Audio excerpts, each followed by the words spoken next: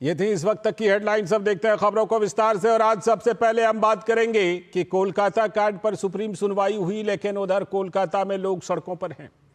Supreme court में RG कर medical college में डॉक्टर के साथ दुष्कर्म और हत्या के मामले में हुई सुनवाई, तो प्रधान न्यायाधीश ने एफआईआर दर्ज करने में 14 घंटे की देरी पर जताई गंभीर चिंता, और साथ ही सीबीआई को नई स्टेटस रिपोर्ट दाखिल करने के लिए 1 हफ्ते का समय दिया गया है। और अब इस मामले पर सुप्रीम कोर्ट में 17 सितंबर को अगली सुनवाई होनी है। लेकिन इस बीच कोलकाता में सड़कों पर आम लोग उतर आए। टीएमसी के खिलाफ लोगों में जबरदस्त गुस्सा है, क्योंकि राज्य सरकार पर लोगों को भरोसा नहीं है और पुलिस की भूमिका को लेकर कई सवाल उठ रहे हैं। कल वहां पर रिक्शा वालों ने भी कोलकाता की सड़कों पर प्रदर्शन किया और आम लोगों में लगातार यह गुस्सा बढ़ता ही जा रहा है, क्योंकि इस घटना को हुए करीब 1 महीना हो चुका है। तो बीजेपी के प्रवक्ता गौरव भाटिया ने इस मामले पर क्या कुछ कहा, आइए देखते हैं। ये जो आक्रोश है, ये पश्चिम बंगाल में, भारत में और टीएमसी के अंदर भी दिखाई दे रहा है। जवाहर सरकार जी इकलौते नहीं हैं। किसी को भी पीड़ा होगी जब वो ये देखेगा जिस पार्टी की वो सेवा करता है वो पार्टी रेपिस्ट के साथ खड़ी है, वो आरोपियों के साथ खड़ी है, दंगाइयों के साथ खड़ी है। और ये चिंताजनक है। तो जैसा कि हमने बताया कि पश्चिम बंगाल में ममता सरकार के खिलाफ लोगों का आक्रोश लगातार बढ़ता जा रहा है। इंसाफ के लिए रिक्शे वाले भी सड़कों पर उतर आए और क्या कुछ उन्होंने कहा, आइए देखते हैं। ये जो शाम बाजार अर्जी कल में जो ये कांड हुआ है, तो एक कांड के लिए ये रेलिंग निकाला गया है, तो इसको इंसाफ होना चाहिए। हम लोग एकजुट हो करके हम लोग मिছিল निकाले हैं। ये मिছিল निकाल करके हम लोग निर्णय चाहते हैं।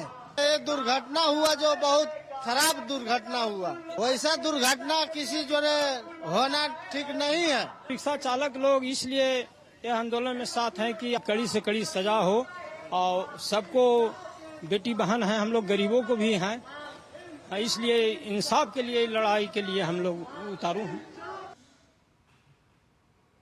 ये आवाज आम लोगों की है और वो आम लोग जो कोलकाता की सड़कों पर हैं, जिनको ममता बनर्जी की सरकार हो, पश्चिम बंगाल की पुलिस हो, उन पर भरोसा नहीं है। मिचिल कह रहे थे। मिचिल दरअसल बंगाली में जो प्रदर्शन यात्रा है उसको कहते हैं।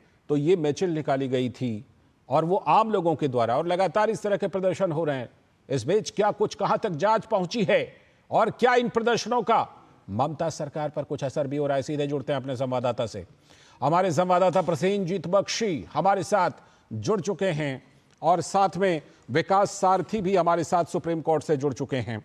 पहले मैं सीधे विकास के पास चलता हूं और अपडेट लेता हूं। विकास, क्या कुछ आज सुप्रीम कोर्ट ने कहा है? और सीबीआई को 1 हफ्ते का समय तो दिया है, लेकिन सीबीआई ने अभी तक की प्रगति के बारे में, जांच की प्रगति के बारे में क्या कुछ कहा है?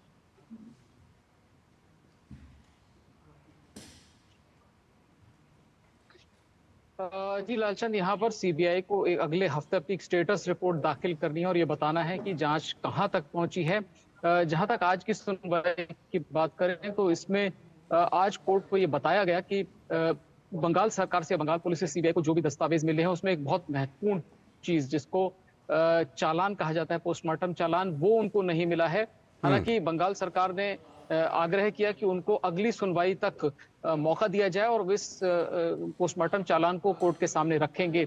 इसको लेकर के जस्टिस, आप मुझे सुन पा रहे हैं लालचंद? ठीक है, मैं लौटता हूं आपके पास। इसको लेकर के सुप्रीम, ठीक है विकास, लौटता हूं आपके पास। प्रसेनजीत दा, 1 हफ्ते का समय दिया गया है, लेकिन कि इस मामले में अभी तक जो जांच की प्रगति है उसका तो स्टेटस रिपोर्ट, नई स्टेटस रिपोर्ट सीबीआई उसकी दाखिल करेगी। आप कोलकाता की सड़कों पर मुझे नजर आ रहे हैं प्रसेनजीत दा, कोलकाता की सड़कों पर आम लोग उतर रहे हैं और हमने अभी कुछ लोगों की बातें भी सुनवाई थी, जिसमें कि आम लोग, रिक्शा वाले, मिचिल जिसको बंगाली में धरना प्रदर्शन कहते हैं, वो निकाल रहे हैं। क्या कुछ असर पड़ता हुआ दिख रहा है ममता बनर्जी की सरकार पर, कोलकाता के पुलिस पर, जिस तरह से आम लोगों में ये गुस्सा है? देखिए लालचंद, मैं आशा करता हूं कि हमारी दर्शक सच सुनने के लिए ताकत रखेंगे। तो सच ये है कि आज की जो सुप्रीम कोर्ट की सुनवाई है और उसके तुरंत बाद चीफ मिनिस्टर ममता बनर्जी की जो प्रेस कॉन्फ्रेंस है, ये दोनों मिला के सारे लोगों को लगने लगा कि शायद ये जो टकराव है, ये टकराव को फिर आगे बढ़ा दिया गया। Supreme court versus junior doctors या आम जनता कोलकाता की और बंगाल की, और Mamata Banerjee versus junior doctor या आम जनता कोलकाता और बंगाल की। क्योंकि देखिए एक बात तुरंत जो आपने वहां पे टीवी स्क्रीन पे या बड़ा स्क्रीन पे जो डॉक्टर वहां पे जो सुनवाई देख रहे थे, सुन रहे थे, उनका कहना है कि कब से ऐसा होने लगा है कि सरकार की तरफ से 20-23 ऐसा कुछ नंबर दिया गया कि ये 20 या 23 मरीज, ये जूनियर डॉक्टर काम पे नहीं आ रहा है इसीलिए मर गया है। इसका क्या सबूत है? इस सबूत के हिसाब आधार पर हमें कल 5 बजे तक काम पे ज्वाइन करने के लिए निर्देश दिया गया। शायद इसके ऊपर हम सहमत नहीं हो पाएंगे। हम हमारा जो मीटिंग है, मीटिंग करके शाम को प्रेस कॉन्फ्रेंस करेंगे। पहली बात। दूसरी बात कि ममता बनर्जी तुरंत बाद जो एक सेंटेंस बोला है, बताया ये जा रहा है कि ये इस सदी की सबसे बड़ा सेंटेंस है।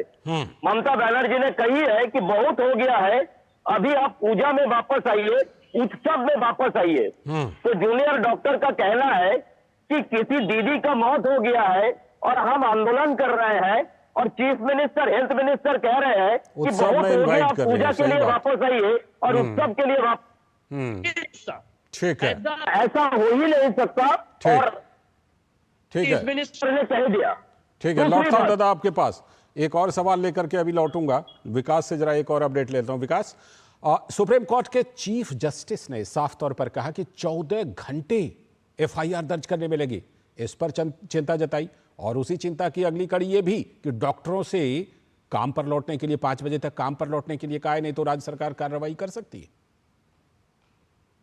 बिल्कुल लालचंद, जहां बंगाल पुलिस की जो भी अब तक की इन्वेस्टिगेशन थी उसको लेकर सुप्रीम कोर्ट पहले भी कई सवाल उठा चुका है, और खासतौर से आज यहां पर ये बात कोर्ट ने कहा कि इसमें कोई संशय नहीं है कि 14 घंटे की देरी से एफआईआर दर्ज की गई। दूसरा बड़ा सवाल जो था वो जस्टिस पारदीवाला की तरफ से था कि पोस्टमार्टम के लिए एक बाकायदा रिक्वेस्ट की जाती है जांच अधिकारी की ओर से मेडिकल ऑफिसर से कि वो पोस्टमार्टम कराने के लिए एप्लीकेशन दे रहे हैं, उसको वो चालान बोलते हैं। पोस्टमार्टम चालान एक बहुत महत्वपूर्ण चीज होती है, वो यहाँ पर सीबीआई को नहीं सौंपी गई है बंगाल पुलिस की तरफ से। इसको लेकर के भी जस्टिस पारदीवाला ने कहा कि अगर ऐसा है तो ये बहुत गंभीर बात है और इसमें कुछ गड़बड़ जरूर है।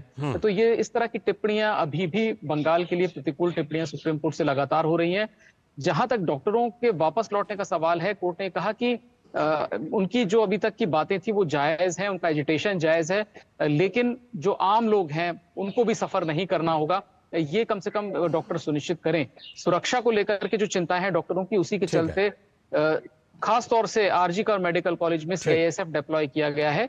इसीलिए 5 बजे तक लौटने का आग्रह किया गया है जूनियर डॉक्टर से, और कोर्ट ने कहा कि अगर ऐसा नहीं होता है तो फिर उनको जो भी नियम अनुसार जो कार्रवाई होगी वो सामना करना होगा, क्योंकि अभी तक सुप्रीम कोर्ट लगातार उनको एक तरीके का प्रोटेक्शन दे रहा था कि राज्य सरकार कोई भी कार्रवाई ऐसे शांतिपूर्ण प्रदर्शन करने वाले डॉक्टरों के खिलाफ नहीं कर बिल्कुल, ये भी उतना ही जरूरी है कि डॉक्टर काम पर लौटे। प्रसेनजीत दा, टीएमसी के अंदर से आवाजें तो पहले भी उठ रही थी, सुखेंदु शेखर राय की बात कर लीजिए, शांतनु राय की कर लीजिए, लेकिन अब जवाहिर सरकार जो एक बड़े अधिकारी भी रहे हैं, ब्यूरोक्रेट रहे हैं, अब उन्होंने लगता है कि टीएमसी के अंदर वो इस मामले पर जो रोष है उसको खुल करके प्रकट कर दिया है।